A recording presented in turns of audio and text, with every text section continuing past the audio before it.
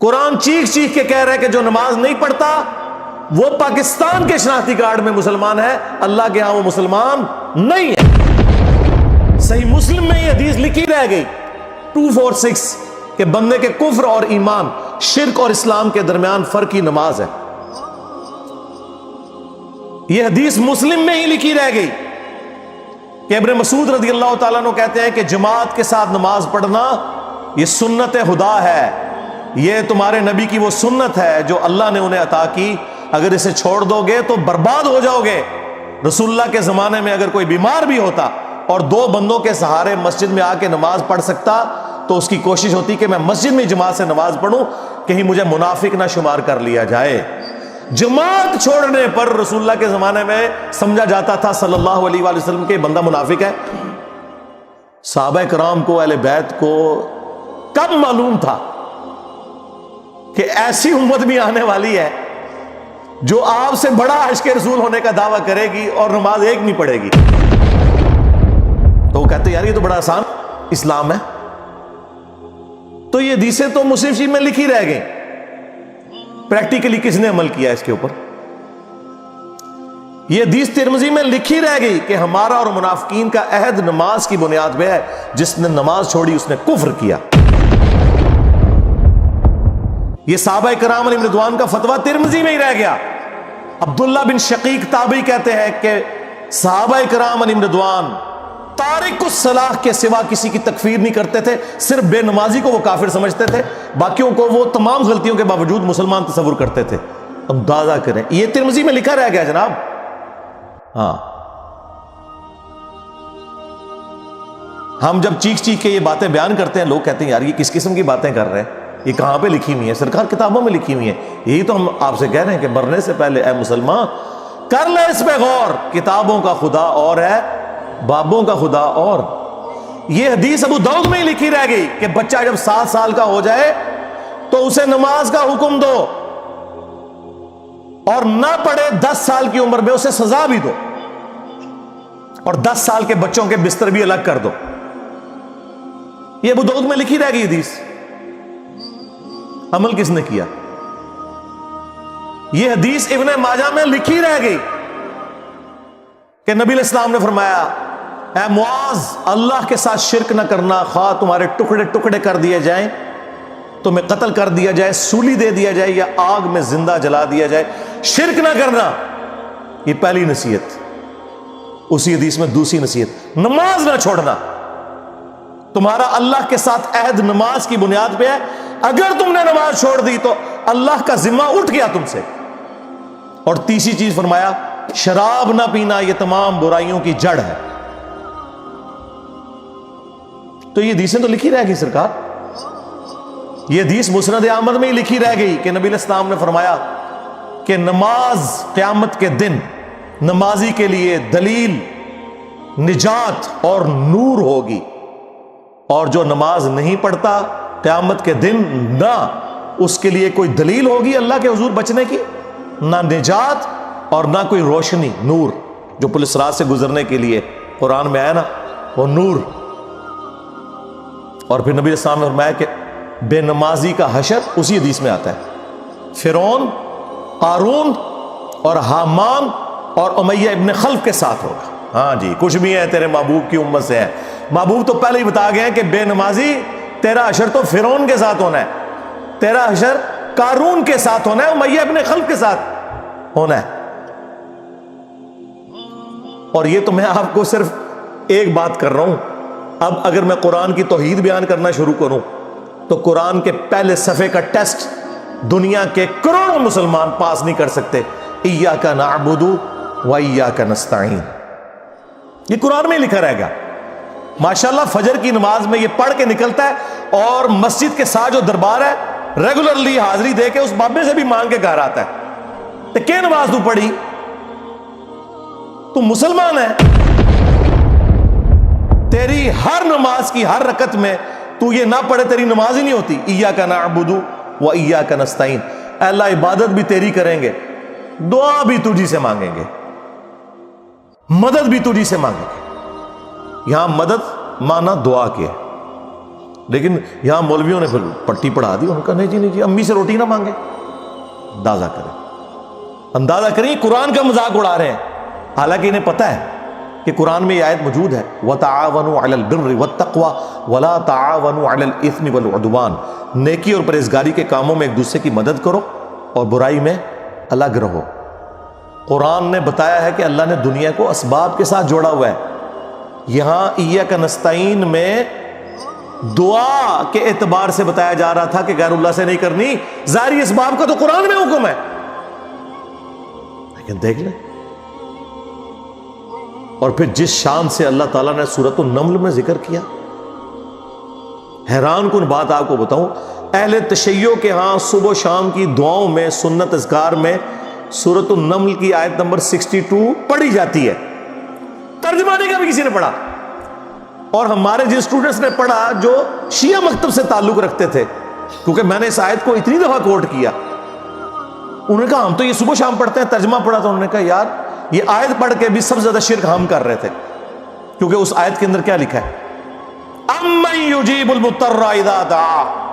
بھلا بتاؤ کون ہے جو تکلیف میں گھرے ہوئے شخص کی فریاد کو سنتا ہے، وَيَكْشِفُ السُّوءَ اور اس سے اس کی برائی کو، تکلیف کو دور کر دیتا ہے، وَيَجْعَلُكُمْ خُلَفَاءَ الْأَرْضِ اور تمہیں اگلوں کا خلیفہ کرتا ہے زمین پر، تمہارے ماں باپ کے مرنے کے بعد تم، تمہارے مرنے کے بعد تمہاری اولاد کو.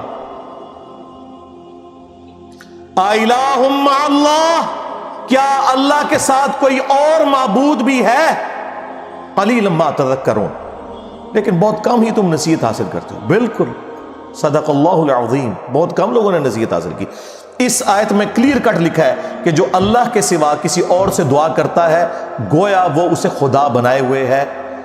یا علی مدد کا مطلب سادہ نہیں ہے، اس کا مطلب ہے کہ آپ نے مولا علی کو اللہ کے مقابلے پر خدا تصور کر دیا. نہیں جی ہم تو انہیں اللہ کا بندہ مانتے ہیں. نہیں جناب، قرآن تو یہ کہتا ہے کہ اللہ کا بندہ مان کے یا بغیر بندہ مان کے. جب تمہارا یہ عقیدہ ہے کہ اللہ کے سوا کوئی تمہاری تکلیف دور کر سکتا ہے، جی پیچھے اللہ ہی ہے. اچھا اللہ پیچھے رکھنے ہنستے، یہ دیکھیں حدیث میں لکھا ہوا ہے نماز کا طریقہ. اور نہیں جی ہمارے امام صاحب نے بھی تو وہی کچھ بتایا نا، پیچھے تھے اتنے بھی نبی علیہ السلام نے. نبی علیہ السلام پیچھے رکھنے کے لیے، میرے نبی صاحب ہے ہی کوئی نہیں، تیرے بابے تھے شاہ ہی کوئی نہیں. اللہ پیچھے، رسول پیچھے، آگے تمہارے بابے. عزتیں اویل کی ہیں تم نے اللہ اور اس کے رسول کے نام کے اوپر، چندے کھائے ہیں تم نے رسول اللہ کے نام کے اوپر صلی اللہ علیہ وآلہ وسلم. سواریاں سوار کی ہیں تم نے مکے اور مدینے کے نام کے اوپر، اور غداری کی ہے اپنے دین کے ساتھ. ممبروں پہ چڑھ کے کہتے ہو قرآن و حدیث ڈائریکٹ نہ پڑھنا، گمراہ ہو جاؤ گے. واہ، یہ کوئی یہودی یا نصرانی آ کے بات کرے ہم منہ توڑ دیں. جس طرح آج آگ لگانے کے اوپر قرآن کو ہمیں کتنا غصہ چڑھا ہوا ہے. تیرا مفتی ہر جمعے کو کھڑا ہو کے کہ قرآن اور بخاری ڈائریکٹ نہ پڑھنا، گمراہ ہو جاؤ گے.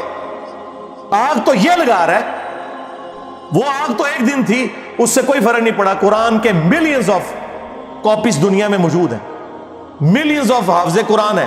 قرآن کو کوئی آگ نہیں لگا سکتا، دنیا سے ختم نہیں کر سکتا. اصل جو چور چھپا ہوا ہے نا وہ تیرے اندر چھپا ہوا ہے.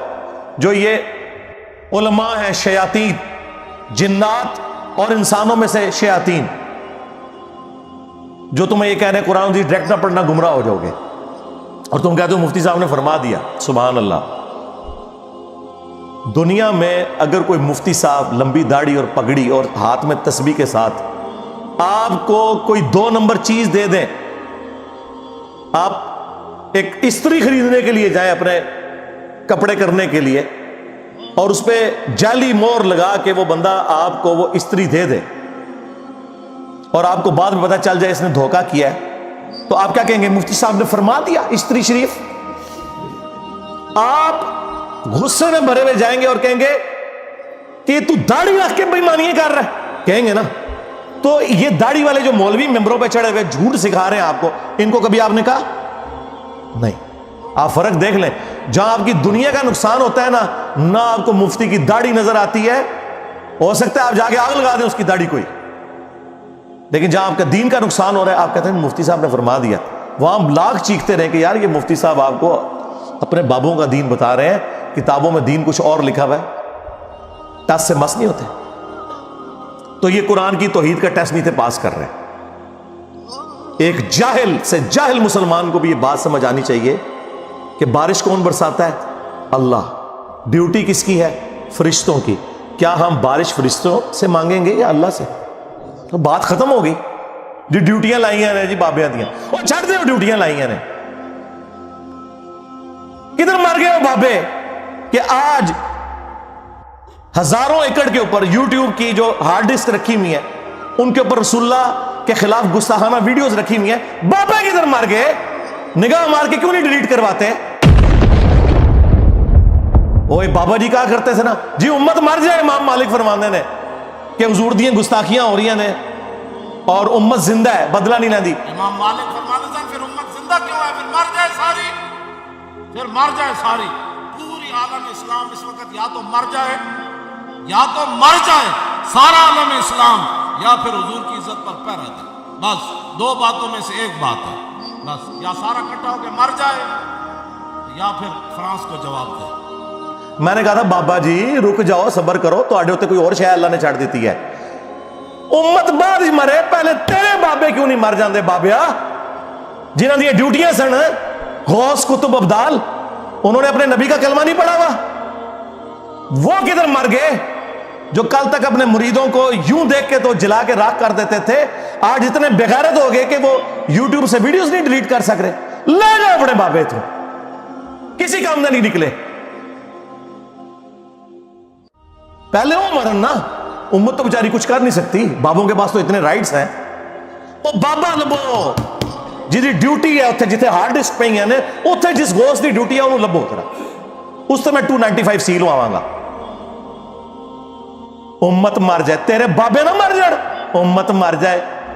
امت نو تو تسی مس گائیڈ کیتا ہے، شرک میں ڈبو دیا.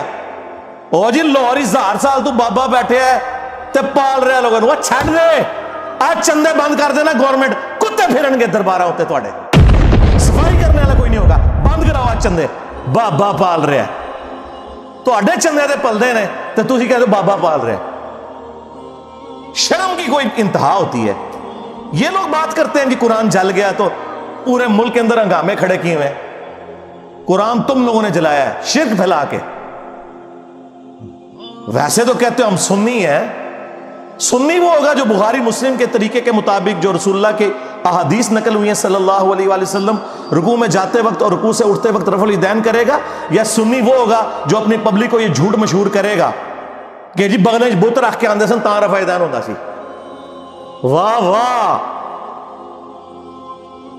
جس شخصیت کے ساتھیوں میں سیدنا عمر، سیدنا حمزہ، سیدنا علی جیسے دلیر اور اللہ کے شیر ہوں، اتنے لوگ بت رکھ کے تے حضور دے پیچھے آگے کھلوندے سر.